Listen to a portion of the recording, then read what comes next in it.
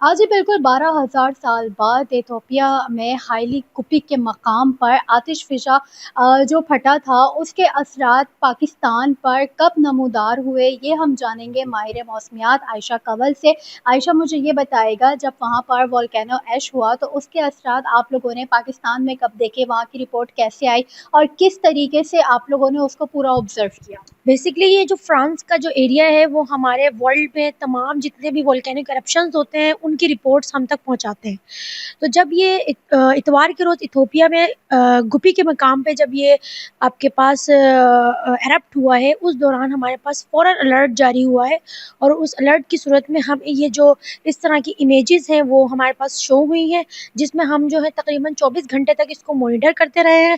Under 24 hours جب اس کو monitor کیا گیا ہے تو یہ 24 تاریخ یعنی منڈے کے روز جو ہے ہمیں یہاں پر ہماری ساحلی پٹی پہ یہ نظر آیا ہے، جو کہ تقریباً یہ جنوبی مغرب کی جانب جو ہے وہ ہمیں نظر آیا ہے، اور جو اس کی ہائٹ تھی وہ تقریباً جو ہے وہ 14 کلومیٹر تھی، یعنی 45,000 فٹ کی بلندی پہ تھا، جس کی وجہ سے یہ بہت ہائٹڈ ہونے کی وجہ سے ہمارے جو یہ جو کلاؤڈ فارمیشنز ہو رہی تھی اس سے ہماری ماحولیات پہ کوئی اثر نہیں پڑا۔ اگلے جو اس کے 24 گھنٹے تھے یعنی آج کے روز یہ جو ہے وہ انڈیا کی طرف یہ روانہ ہو گیا۔ اچھا، انڈیا کی طرف تو روانہ ہو گیا ہے، اثر نہیں پڑا ہے، لیکن عائشہ آپ مجھے یہ بتائیں کہ اگر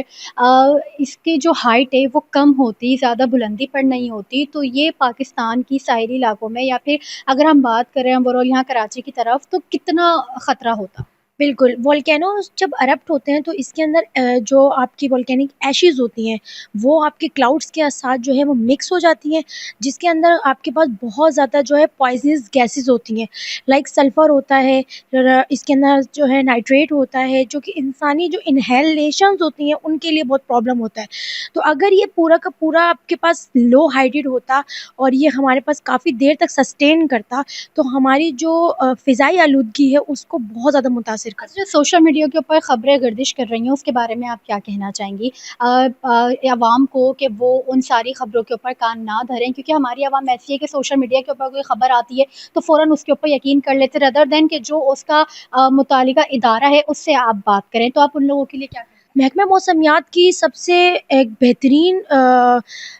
تجوید یہی ہوتی ہے کہ ہمارے پاس کوئی بھی اگر اس طرح کی انوائرمنٹل ایفیکٹ آ رہا ہے یا ویدر ایفیکٹ آ رہا ہے تو وہ